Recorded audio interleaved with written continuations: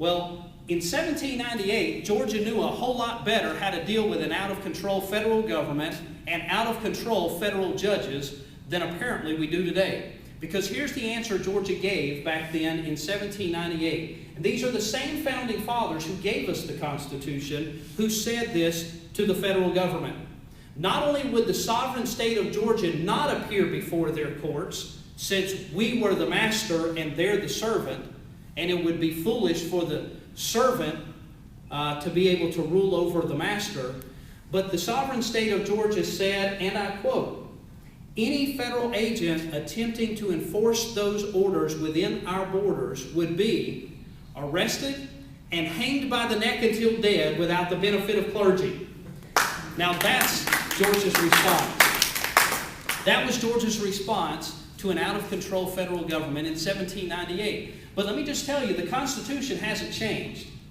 And the principles haven't changed.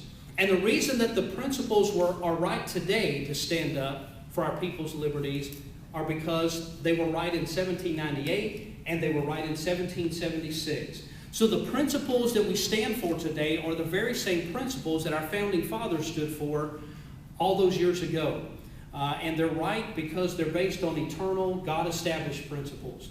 That's why our founding fathers were right, and that's what's going to return America to her greatness today. That's what's going to return Georgia to her greatness today, is getting the federal government out of our lives so that you can get on with your own pursuit of happiness. I'm one of those traditional conservatives who believes that the biggest problem we have in Savannah, Georgia today is that there's too much Washington in Atlanta and too much of Atlanta in the rest of the state running our lives and telling us how we have to live our lives and then wanting us to pay the bill for the whole thing. And the best thing that a governor could do would be to get government out of your lives so that you can get on with the pursuit of happiness. Let me just tell you that there are many other candidates in this race for governor. There actually are six of us on the Republican side, and I've met all of the other 5 candidates in this race. The truth is that, as far as I know, they're all basically good people. But being a good person isn't going to be enough. Being a good person isn't going to be good enough when Washington comes to take away more of your liberties. Being a good person isn't going to be a good enough qualification for the next governor of Georgia for the next 8 years to keep an out-of-control federal government from coming into your lives and stealing one more liberty after another. It's going to require that Georgia has a governor for the next 8 years who's going to work tirelessly and zealously, not to work with Washington, but to fight against Washington every step along the way to stop every single thing that they do. You see, our founding fathers understood that there were supposed to be checks and balances in the American Republic, our form of government. We've all heard about the checks and balances between the 3 branches of the federal government, the legislative, executive, and judicial branches, and we all know how they check each other's power at the federal level.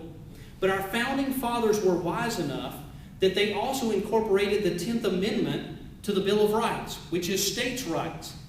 And that's the part that our civics books have been leaving out for the last 100 years.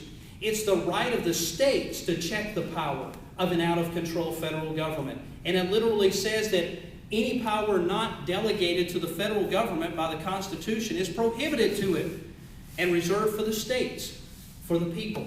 And so we must have a governor who not only understands that principle, but is willing to stand up to the federal government for the next 8 years and say, enough is enough, leave my people alone. Now, there are 5 other candidates in the race. The truth is, I'm the only one of the 6 Republican candidates who's not already a current office holder. Now, most of the places I've been speaking around the state, most people seem to think that's not a bad thing, that's a good thing. And let me just tell you, there's a reason that even though we've only been in this race for governor for 4 months now, our campaign has the largest campaign organization of any candidate in the race for governor this year, Republican or Democrat. The truth is, our campaign has more volunteers already in 4 months' time than every other Republican candidate for governor combined. It's not because I'm an elected official, because I'm not. It's not because I have a lot of big money behind this campaign. because we've been in office and we've been giving out favors. That's not the case. It's because everywhere we go, people are looking for someone who is a strong conservative, who's not part of the problem, but is willing to stand up to Washington. Someone who doesn't have ties to Washington, and for that matter, Atlanta, but simply is a daddy, a Christian, a businessman, who has the same problems in his day-to-day life that you have in yours. And every time we get an opportunity to stand up and speak on the platform with the other 5 candidates on the Republican side, it's overwhelming the response that we're getting across the state. There's a reason that we have more volunteers in this campaign than any other candidate. It's because Georgians want a change, but they're wanting a real change, a constitutional change. I've already told you I'm not a middle-of-the-road moderate Republican. If that's the kind of Republican you're looking for, then there are 5 other candidates that'll fit that bill a whole lot better than I will. But if you believe Georgia needs someone who's different, someone who is going to be that strong conservative, Ray McBerry is going to be the only choice for you.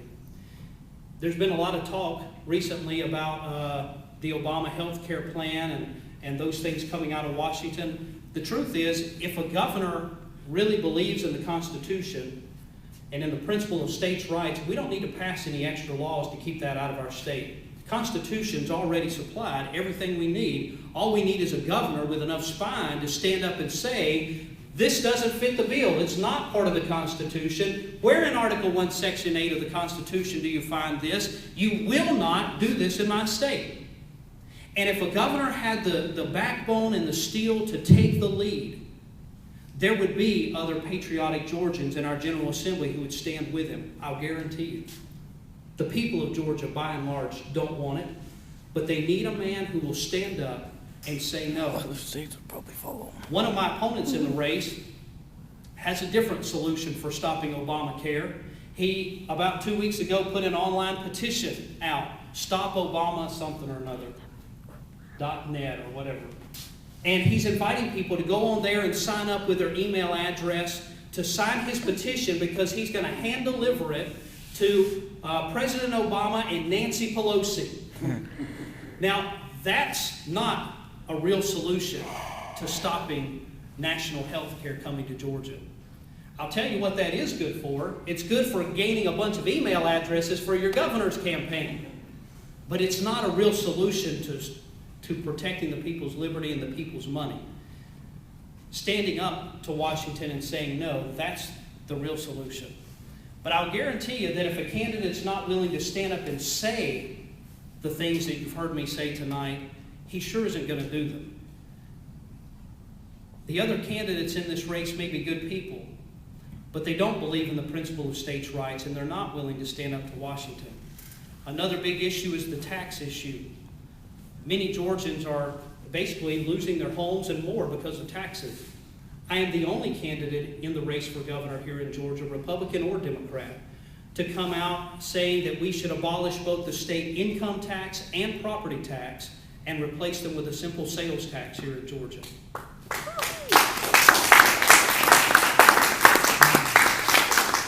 Again, one of my opponents in the race, the one who likes to refer to himself as an animal voluntarily, he says that really what we ought to do is do away with the income tax, but he won't go so far as to say we ought to include the property tax.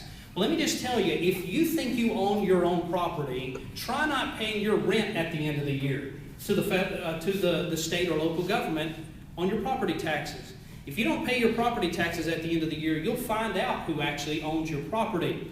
And it is one of the cornerstones of any free republic throughout history, the right of a man or woman to own their own property. If you don't own your own property, then all of your other liberties are in jeopardy too. And that's why we're at the place where we are today. But let me just tell you what would happen if we change that, if we repeal the property tax. First of all, property tax and the graduated income tax are both Marxist to the core anyway. They're totally antithetical to the American system and never should have been part of the American way in the first place. They were not part of what made America great.